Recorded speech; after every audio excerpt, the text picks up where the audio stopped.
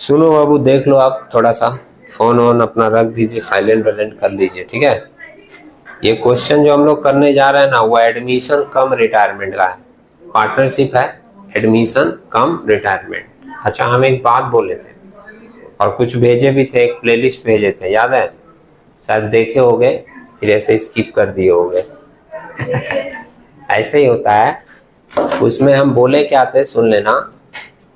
कि जैसे एडमिशन कम रिटायरमेंट करने के लिए आपको थोड़ा एडमिशन का और रिटायरमेंट का कॉन्सेप्ट क्लियर होना चाहिए। बात समझे? तो तुम जब दो चार सम्स एडमिशन रिटायरमेंट का बना के रखोगे, तुम्हारा उसका मैटर क्लियर होगा, तो फिर तुम उनको क्या करोगे, मिक्स करके जो क्वेश्चन बनता है वो तुम इजिली सॉल्व कर पाओगे। अगर तुम एडमिशन कम रिटायरमेंट का बेसिक चीज ही भूल गए हो, एडमिशन की जो चीजें होती थी, रूल्स वगैरह, उसमें क्या क्या बनता था, रिटायरमेंट में क्या क्या बनता है, वो सारी चीजें जैसे बेसिकली तुम्हारे दिमाग से हट गया है। अब उन दोनों को ही मिला के यहाँ पर हमको सॉल्व करना है। कैसे होएगा? समझ रहे हो मेरी बात? इसीलिए आपको बोला गया था कि दो चार सम्स एडमिशन का, दो चार सम्स रिटायरमेंट का आप आराम से देखिए, उसके एडजस्टमेंट की क्लियर कीजिए, उस पे जो प्रोसेसिंग फॉलो होता है उसको क्लियर कीजिए, फिर आपको मिला के भी सम्स देगा तो कर पाएंगे। बात समझे? वैसे हम ये सम्स आपको समझाने की कोशिश करते हैं, देखिएगा। फोकस रहोगे तो समझ में भी आ जाएगा। बात समझे? देखो क्वेश्चन मैं एक बार पढ़ता हूं। ये 1997 में आया था, सदियों पहले, कलकत्ता यूनिवर्सिटी ऑनर्स के पेपर में। क्वेश्चन क्या बोल रहा है? A, B and C are in partnership sharing profit and losses equally. तीन पार्टनर है और इक्वल शेयर है तीनों का, ठीक है। ठीक है, होने दीजिए, बारिश का मौसम है, बारिश होएगा, ठीक है। ऐसे देख रही कि अरे ये क्या फिर बारिश हो रहा है, होने दीजिए। हाँ, तो A, B and C are in partnership sharing profit and losses equally. On 31st 1996, December 31st 1996, the firm balance sheet was as follows. एक बैलेंस शीट दिया हुआ है और सिंपली इसमें देखोगे कैपिटल है एबीसी का और एक सन्ड्री क्रेडिटर है ना, लाइबिलिटी साइड में। एसेट साइड में एक सन्ड्री एसेट्स है 88,000 का, मतलब सारा एसेट मिला के एक ही बार लिख देता है सन्ड्री एसेट्स, और एक कैश अलग से दिया हुआ है 10,000 का। नीचे क्या बोला है? On that date C decided to retire. पहले रिटायरमेंट हो रहा है। The value of goodwill which does not appear in the above balance sheet was agreed to be 12,000।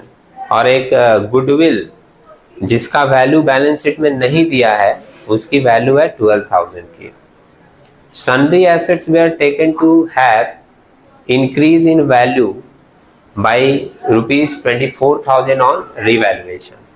जैसे सन्ड्री एसेट्स का रिवैल्यूएशन हुआ है और रिवैल्यूएशन में उसका वैल्यू इंक्रीज हुआ है, ये होता था। इसलिए आपको बोला गया था कि थोड़ा एडमिशन रिटायरमेंट वाला देखिए, वो अगर आप अच्छे से क्लियर रखोगे तो उसमें ये बातें होती थी। जैसे जब भी एडमिशन होता था या रिटायरमेंट होता था, एसेट्स और लायबिलिटीज का वैल्यू क्या होता था? चेंज होता था, बढ़ता था या घटता था। इसमें बोला है कि एसेट्स का वैल्यू हमारा बढ़ रहा है, ठीक है। अच्छा, एक बात बता सकते हो, अगर थोड़ा बहुत पहले की चीजें याद हो तो, एसेट्स की वैल्यू बढ़ी है, रिवैल्यूएशन से एडजस्ट होगा, इसका जर्नल एंट्री क्या बनेगा? बोल पाओगे? नहीं। इसलिए बोला गया था कि वो सारे क्वेश्चंस देखिए, उसमें आपको मिल जाता कि एसेट्स अगर बढ़ा है तो बेसिक जर्नल एंट्री होता है कि जब एसेट्स बढ़ता है हम लोग डेबिट करते हैं, एंट्री बनेगा सन्ड्री एसेट्स अकाउंट डेबिट। और किस अकाउंट से इसको एडजस्ट करना है? रिवैल्यूएशन अकाउंट से। तो एंट्री होगा sundry assets account debit to revaluation account. समझे? रिवैल्यूएशन अकाउंट बनाएंगे तो उसके क्रेडिट साइड में बाय सन्ड्री एसेट बोलकर ये आइटम चला आएगा, ठीक है। तुम समझ भी रहे हो या फिर ऐसे ही बहुत गहराई से देख रहे हो सिर्फ? ओके। उसके बाद क्या नीचे लिखा है? Draw of the readjusted balance sheet showing the amount due to C. यहाँ पर सिंपली बोला है कि आप एक बैलेंस शीट बनाइए और सी जो रिटायर हो रहा है उसको कितना पैसा देना है वो आप निकाल कर बताइए। समझ रहे हैं? इसके बाद क्या बोला, on C's retirement D come in as a partner. C retire हो गया, सी के रिटायरमेंट के बाद डी चला आया एक न्यू पार्टनर के रूप में, तो एडमिशन हो गया। आप समझ रहे हैं? He has no premium. अच्छा, एक बात यहाँ पर आपको याद दिलाएं फिर से, जब भी एक नया पार्टनर आता था तो वो दो चीजें लेकर आता था, एक कैपिटल का पैसा और एक गुडविल का पैसा, जिसको हम लोग बोलते हैं प्रीमियम फॉर गुडविल। अब एडमिशन के केस में प्रीमियम फॉर गुडविल का 5 एडजस्टमेंट होता है। समझ रहे हो मेरी बात? अभी तुम सोचो कि तुम मान लो 1-2 सम्स कर लिए, 1-2 सम्स में वो 5 एडजस्टमेंट तो नहीं देगा। इस सम्स में तो एक भी नहीं दिया, क्योंकि इस सम से बोल दिया कि जो नया पार्टनर आया वो प्रीमियम का पैसा लेकर ही नहीं आया। एक एडजस्टमेंट दे दिया, क्योंकि जब नहीं लेकर आता है तो इसका एडजस्टमेंट कैपिटल अकाउंट से होता है। बात समझे? लेकिन आपका गुडविल के ऊपर 5 एडजस्टमेंट है, तो एक ही सम्स में तो 5 नहीं देगा, तो आपको गुडविल वाला ट्रीटमेंट भी दिमाग में रखना पड़ेगा, क्योंकि 5 में से कोई भी एडजस्टमेंट के साथ आपका सम्स आ सकता है। फिर से बोले, on C's retirement, D comes in as a partner. He pays no premium, but bring 18,000 in cash. वो कोई प्रीमियम का पैसा नहीं दिया, गुडविल का पैसा नहीं दिया, लेकिन वो 18,000 रुपया कैश दे रहा है, मतलब ये उसका कैपिटल है। और फिर बोला है, वो बोल दिया है 18,000 in cash as capital. Profit and losses are now to be shared by A, B and D in the ratio 3:3:2. वे जो नया बन रहा है तीनों को मिलाकर पार्टनरशिप, उनमें ए, बी और डी का प्रॉफिट शेयरिंग रेशियो होगा 3:3:2। अब फिर बोला है आपको, draw of the balance sheet on D's admission after restoring the sundry assets to their original value and wiping out goodwill. इस लाइन का मतलब क्या हुआ कि ऊपर में रिटायरमेंट के समय जो रिवैल्यूएशन में एसेट्स का वैल्यू बढ़ा था, उसको बोला आप रीस्टोर कर दो। रीस्टोर करने का मतलब है वापस से उसको उसी वैल्यू पर ले आओ जिस वैल्यू पे एसेट पहले था। तो मतलब पहले हमको एसेट्स की वैल्यू बढ़ानी होगी और एडमिशन के बाद उसी वैल्यू से एसेट को घटाना पड़ेगा। समझे? और उसके बाद क्या बोला है कि जो गुडविल की वैल्यू ऊपर में 12,000 की थी, तो गुडविल को वाइप आउट कर देना है। वाइप आउट जो वर्ड है उसके बारे में तुम लोग सुने होंगे, एक वर्ड होता है रेस करना, एक वर्ड होता है राइट ऑफ करना। बात समझे? तो जब गुडविल का वैल्यू ऊपर 12,000 आया है और कुछ नहीं बोला है, तो 12,000 से आपको गुडविल को रेस करना पड़ेगा। और नीचे बोला है कि एडमिशन के बाद उसको क्या कर देना है, वाइप आउट कर देना है। वाइप आउट करने का मतलब है उसको रिटर्न ऑफ कर देना है। बात समझे? तो अब इन सब से रिलेटेड जितनी भी जर्नल एंट्रीज वगैरह होती थी, जब आप कुछ एडमिशन और रिटायरमेंट के क्वेश्चन करके उसको क्लियर रखोगे, तभी उसको मिक्स करके जब आएगा आपके सामने, आप सारा एडजस्टमेंट मिक्स करके दे दोगे। लेकिन आपको बेसिक ट्रीटमेंट इसके याद रखने पड़ेंगे। ठीक है? अभी पहले बोला है कि आप सी के रिटायरमेंट के बाद का बैलेंस शीट बनाइए, तो हमको सी के रिटायरमेंट तक का ट्रीटमेंट पहले दिखाना पड़ेगा। ठीक है? 1997 में आया ये क्वेश्चन, यहां पर लिख रहा हूं मैं, in the books of firm, books of A firm. Firm का मतलब होता है पार्टनरशिप बिजनेस। सबसे पहले बनाऊंगा मैं रीवैल्यूएशन अकाउंट। सुनो, मान लीजिए किसी के मन में क्वेश्चन आया कि वो तो बोला है कि आप बैलेंस शीट बनाइए, आप रिवैल्यूएशन क्यों बना रहे हैं? ठीक बोला ना कि सी के रिटायरमेंट के बाद एक बैलेंस शीट बनाइए, रिवैल्यूएशन क्यों बना रहे हैं? तो जो 24,000 का एसेट्स बढ़ा, उसका हमको ट्रीटमेंट तो दिखाना पड़ेगा। उसके बाद इसका असर कैपिटल पर भी पड़ेगा, तो कैपिटल अकाउंट भी बनाना पड़ेगा। उसके बाद बनेगा बैलेंस शीट। मेरी बात अगर नहीं समझ आ रही हो तो थोड़ा स्टेप फॉलो करते हैं, देखिएगा, उसके बाद आपको और क्लियर मिलेगा। एसेट बढ़ा था कितने से?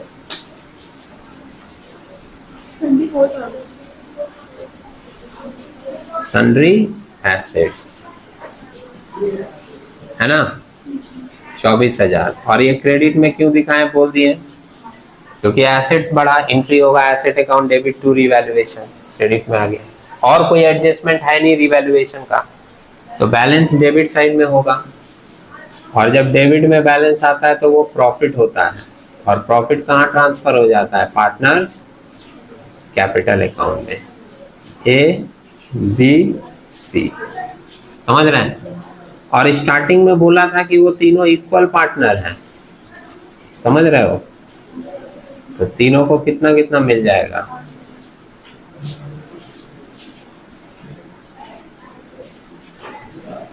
$24,000 टोटल हो जाएगा, काम खत्म। एडजस्टमेंट और कुछ है नहीं, तो हम लोग क्या किए, रिवैल्यूएशन अकाउंट को यहाँ पर क्लोज कर दें। ठीक है, ये हो गया शेयर ऑफ प्रॉफिट। और भी एसेट्स लायबिलिटीज का एडजस्टमेंट होता, बढ़ता घटता, वो सब यहाँ एडजस्ट होता। इसको भी दे दे भाई, पूरा ही लिख दे, 24,000 का 1/3 सभी को मिलेगा, क्योंकि तीनों इक्वल पार्टनर। ठीक है, अब बनाते हैं पार्टनर्स कैपिटल अकाउंट। देख लीजिए कैपिटल में क्या क्या असर होगा।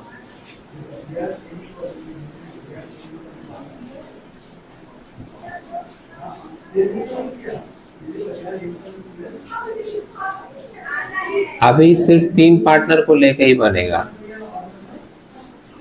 समझ रहे हो मेरी बात।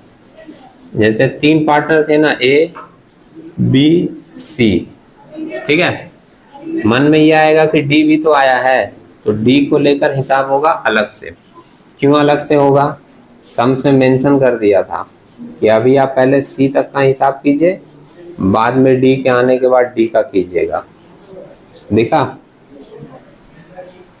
और पूरा सम्स कंप्लीट होने के बाद हम फिर से बता देंगे आपको कि हम लोग चाहते तो बहुत सारा चीज को मर्ज करके भी कर सकते थे, लेकिन उसको कब मर्ज करके करेंगे, कब अलग अलग करेंगे, वो आपका मैटर मैं एक बार फिर से बता दूंगा सम्स कंप्लीट होने के बाद, समझे। अभी जैसे सम्स करते समय बहुत सारा क्वेश्चन दिमाग में आता है, आपको एक एक चीज का स्टेप बाय आंसर मिलता चला जाएगा, बस देखते रहिएगा। कैपिटल अकाउंट में हमको बताओ बैलेंस एबीसी का कितना दिया है, पहले तो बैलेंस ही लिखते हैं। 40, 40,000, 30,000 और 20,000, ठीक है। रिवैल्यूएशन प्रॉफिट उधर डेबिट में है तो इधर क्रेडिट में आ जाता है, रिवैल्यूएशन प्रॉफिट है ना। 8,000, 8,000, 8,000। कोई रिजर्व वगैरह होता है वो भी बांट दिया जाता है, सुने, रिजर्व वगैरह कुछ है नहीं। गुडविल है, एक गुडविल आया ना 12,000 का, बोला गया था गुडविल को रेज करना है। अब सुनिए, गुडविल जब रेज होता है तो उसकी एंट्री बनती है goodwill account debit to all partners capital account. तो गुडविल डेबिट होगा 12,000 से, टू ऑल पार्टनर्स क्रेडिट होगा, इसलिए कैपिटल के क्रेडिट साइड में आ रहा है भाई गुडविल अकाउंट। और गुडविल की वैल्यू कितनी है, 12,000, इक्वल पार्टनर है तो इक्वली बढ़ जाएगा, कितना कितना, 4,000, 4,000, 4,000, ठीक है। और कोई एडजस्टमेंट है देख लो, रिटायरमेंट के पहले और कोई एडजस्टमेंट है नहीं, तो सी रिटायर हो रहा है, सी को दे दे।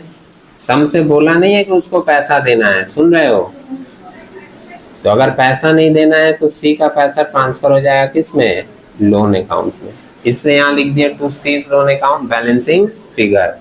कितना आएगा ये, 8, 4, 12 और 20, 32,000, दिखा। और ए और बी का बैलेंस करके निकाल दो, to balance C D,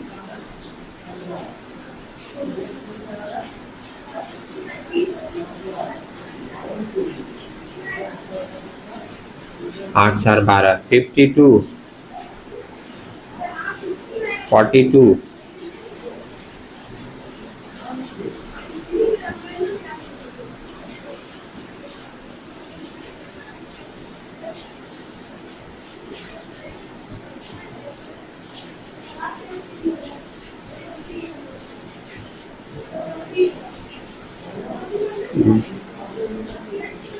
balance करना जानते हैं ना, बस बैलेंस कर रहे हैं।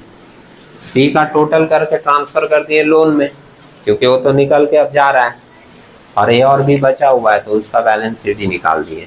अब यहाँ लिखेंगे by balance BD.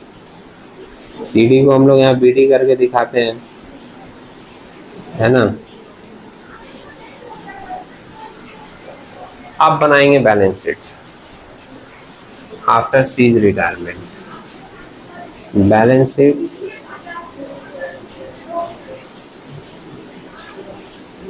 After C's retirement ऐसे लिख दोगे।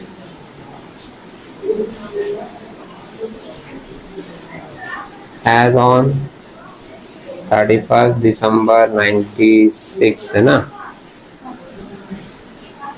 ओके, डेट देखकर पुराना नहीं समझना, पुराने सम्स में डेट चेंज करके उसको नया बना दिया जाता है।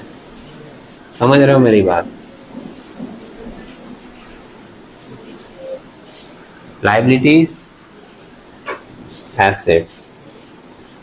एसेट्स में तो ज्यादा आइटम था नहीं, एक सन्ड्री एसेट था और एक कैश था ना।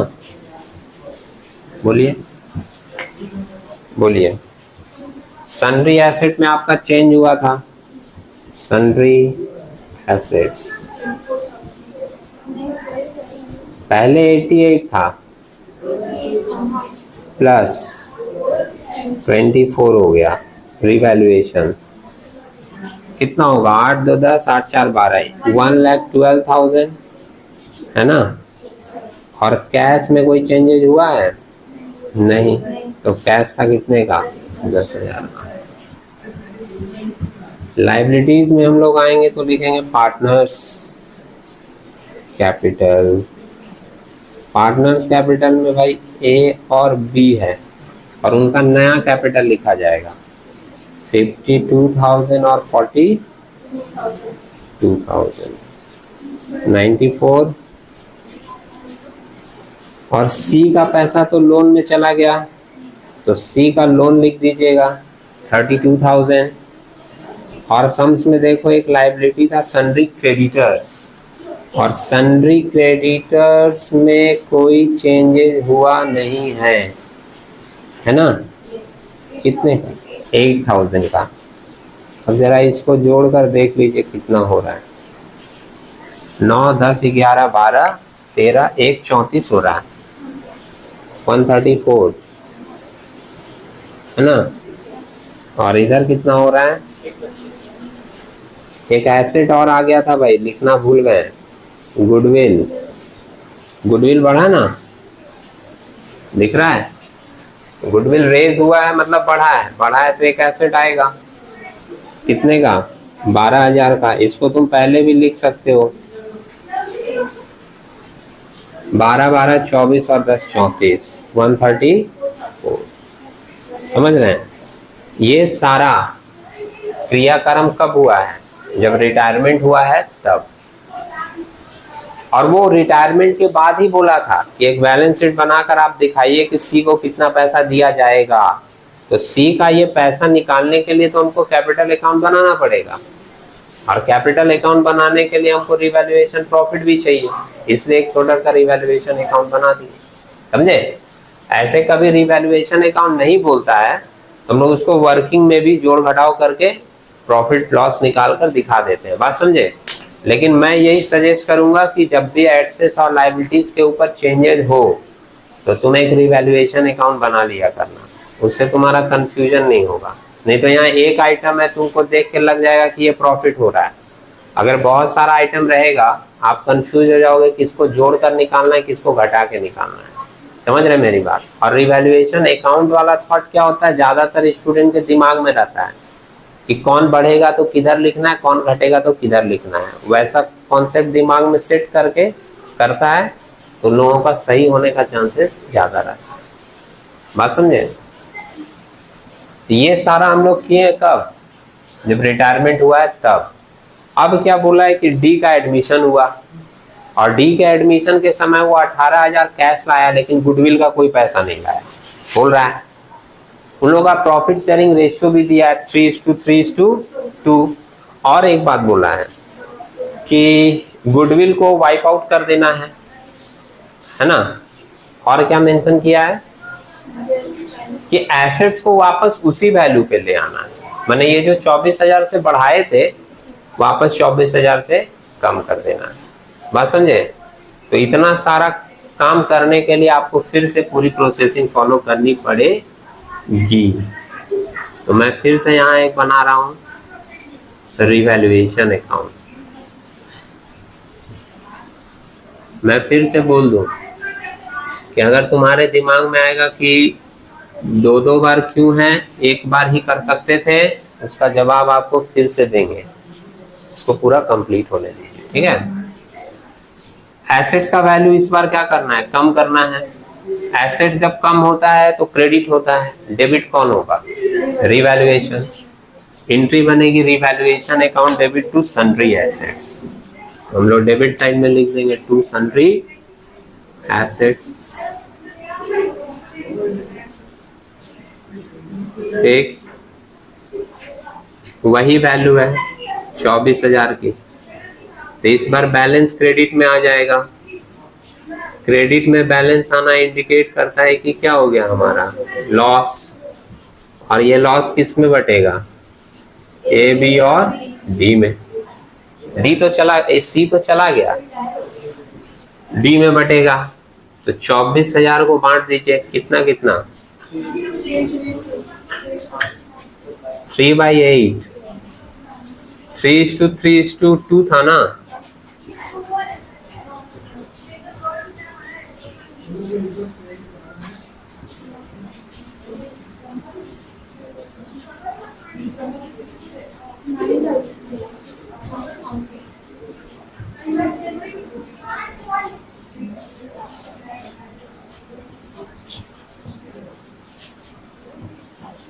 बोलो भाई 9। दूसरे का भी तब 9 ही आएगा, तीसरे का 6 आ जा रहा है। ये मिला के 24 हो गया। और इसको हम लोग बोल देंगे शेयर ऑफ लॉस। समझे। अब देखिए इस सम्स में ना बोला है कि दोनों अकाउंट्स को आप सेपरेट करो। जैसे सी के रिटायरमेंट के बाद बोला है कि आप बैलेंस शीट बना के पहले दिखाओ कि उसका कितना पैसा देना है। समझ रहे मेरी बात। इसीलिए हमको ये पहले सेपरेट करना पड़ा। अगर वो ऐसा नहीं बोलता, सब कुछ एक ही साथ मिला के कर देता और लास्ट में बोलता कि शो द नेसेसरी अकाउंट और balance sheet after admission and retirement of C and D. बात समझ रहे हो। तब हम क्या करते पता है, रिवैल्यूएशन अकाउंट को एक ही साथ बनाते हैं। यहाँ पर क्रेडिट में दिखाते, प्रॉफिट बांटते और तुरंत ये क्रेडिट वाला एसेट्स को इधर डेबिट में उतार देते। ये दिख रहा है। और ये लॉस तुरंत उसके नीचे बांट देते। और इस तरीके से जब रिवैल्यूएशन अकाउंट बनता है ना, जब एक बार एसेट बढ़ा फिर तुरंत घटा, मतलब तुम अपने एसेट्स और लायबिलिटीज को वैल्यू जो बढ़ाए और घटाए थे उसको वापस रीस्टोर कर दिए। जब ऐसा बोला जाता है तो उस समय जो रिवैल्यूएशन अकाउंट बनता है उसको हम लोग बोलते हैं मेमोरेंडम रिवैल्यूएशन अकाउंट। बात समझे। तुम्हारे पास कभी अगर एडमिशन कम रिटायरमेंट का कोई सम्स कर रहे हो और उसमें ये वर्ड आ गया मेमोरेंडम रिवैल्यूएशन अकाउंट, तो उसको देख के कंफ्यूज नहीं होना है। समझना क्या है, यही कहानी दोनों को मिलाकर कर दिया गया है। बात समझे। जैसे मैंने ऊपर जितना जितना जो जो आइटम होगा टोटल होने के बाद जस्ट उसके नीचे वो सारा चीज कैंसिल हो जाएगा। मतलब क्रेडिट का आइटम उतर जाएगा डेबिट में, डेबिट का आइटम उतर जाएगा क्रेडिट में। लेकिन ध्यान रखना कि फर्स्ट पार्ट में अगर प्रॉफिट हुआ है तो वो पुराने पार्टनर में उस रेशियो में बटेगा। लेकिन सेकेंड पार्ट में अगर लॉस हुआ है तो अब जो पार्टनर है उसमें बटेगा और जो अभी का रेशियो है उसमें बटेगा। बात समझे। मिक्स करने के समय भी ये वाला बात कम से कम ध्यान में रखना पड़ता है। ठीक है। तो कभी दूसरे सम्स में कहीं तुमको दिखे एक साथ बनाया हुआ मेमोरेंडम करके लिखा हुआ, वहां आपको कंफ्यूज होना नहीं है। बात समझे। यहां भी हम कर देते मिला के। हम मिला के करते तो सस्ता पड़ता, कम करना पड़ता ना, अकाउंट भी कम बनाना पड़ता। समझ रहे हो। कैपिटल अकाउंट भी हम मिला के कर सकते थे, कर ही देते, कैपिटल अकाउंट ही बनाना है। देखो आप, पार्टनर्स कैपिटल अकाउंट, जब 3 पार्टनर का 3 कॉलम है तो एक पार्टनर और नहीं एडजस्ट हो जाएगा आके बगल में? बोलो। यहीं पर हम लिख देते हैं पार्टिकुलर्स, ABC लिखा ही था, यहाँ एक D का बना देते हैं, यहाँ एक D का बना देते हैं, हो जाता। लेकिन क्यों नहीं किए एक साथ में? क्योंकि वो बोला था कि C के रिटायरमेंट के बाद कितना देना है उसका बैलेंस शीट बनाओ, तो उसके बैलेंस शीट में तो पहले A और B का कैपिटल तुमको उस समय तक का, C के रिटायरमेंट के बाद तक का यहाँ पर दिखाना होगा। और एक साथ अगर कर देते मिला के तो बैलेंस शीट एक साथ बन जाता, लेकिन A और B का जो कैपिटल है वो कैपिटल क्या हो जाता? चेंज हो जाता। बात समझे? अभी कैपिटल का बैलेंस क्या होता, अगर मिक्स करके कर देते तो वो बैलेंस कैपिटल का A और B का चेंज हो जाता। इसीलिए मिक्स नहीं किए, क्योंकि सम्स में बार बार बोल रहे हैं सेपरेटली बोला है। अगर वो सेपरेटली नहीं बोलता तो मैं मिक्स करके कर देता। इसमें D को ले रहे हैं,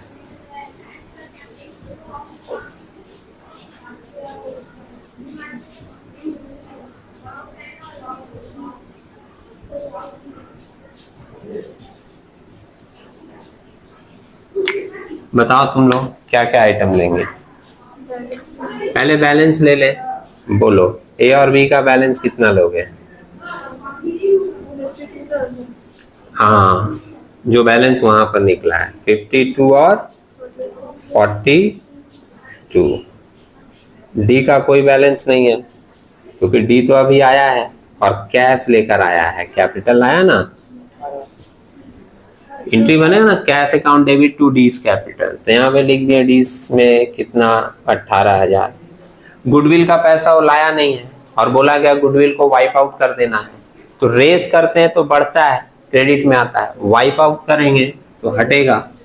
partners capital account debit to goodwill account, और गुडविल 12,000 का था, 3:3:2 के रेशियो में बांट दो, कितना कितना आ रहा है? 4.5 4.5 3, बोलो 4,500 4,500 और 3,000, ये आ रहा है ना, 12,000 को बांटा गया है ना। ओके, शेयर ऑफ लॉस आया यहाँ पर, दिख रहा है, इसको रिवैल्यूएशन लॉस बोल देंगे। 9,000 9,000 और 6,000। और कोई आइटम है? और कोई आइटम नहीं है तो बैलेंस कर दीजिए। बैलेंस कैसे होगा? टोटल कर देंगे, उसके बाद बैलेंस हो जाएगा।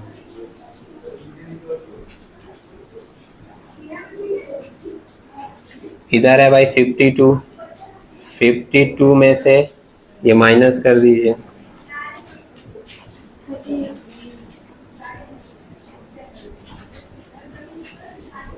सही से करना, नहीं तो बैलेंस शीट नहीं मैच कर जाएगा। बोलो पहले का बैलेंस कितना आया? 38,500। और भी लोग देख लो, आ रहा है? सेकंड वाले का 28,500, सेकंड का देख लो भाई, और इसका 9,000 आ रहा है शायद, है ना। और CD बैलेंस को हम लोग BD कर देते हैं, इतना सब लोग जानता है करना, कुछ सीखे ना सीखे इतना तो सीख ही गए होंगे। 28,500 और 9,000। अब हम लोग बना दे एक नया बैलेंस शीट आफ्टर डीज एडमिशन, समझे। अब 31 तारीख को ये बैलेंस शीट बना था, तो नया वाला बैलेंस शीट को हम लोग क्या करेंगे, एक दिन बाद का डेट दे देंगे। बात समझ रहे हो? जैसे लिख देंगे बैलेंस शीट और ब्रैकेट में लिख दीजिएगा आफ्टर डीज एडमिशन।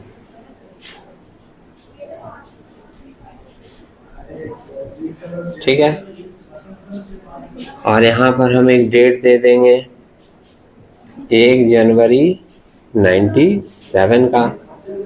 लायबिलिटीज है ₹2 का कॉलम मेंटेन कर लेते हैं, कुछ प्लस माइनस करना हुआ तो इधर हो जाता है ना। एसेट्स, उसके बाद में ₹2 का कॉलम, जरूरत है नहीं फिर भी कर दिए। देखो क्या किया गया था इसमें, एसेट्स का वैल्यू पहले था 88,000, उसको 24,000 से बढ़ाए थे, बोला वापस रिस्टोर कर देना है, मतलब वापस 88 कर लेना है। अब तुम यहाँ पर कहानी बना सकते हो कि पहले एसेट लिखो फिर उसमें से माइनस करो, या फिर आप ऐसा भी कर सकते हो डायरेक्ट सन्ड्री एसेट्स लिख दिए, जो पुराना वैल्यू था वही, पुराना वैल्यू कितना था 88,000 था ना। या फिर तुम ऐसा करते 1/12 लिखते फिर 24,000 माइनस करते, ठीक है।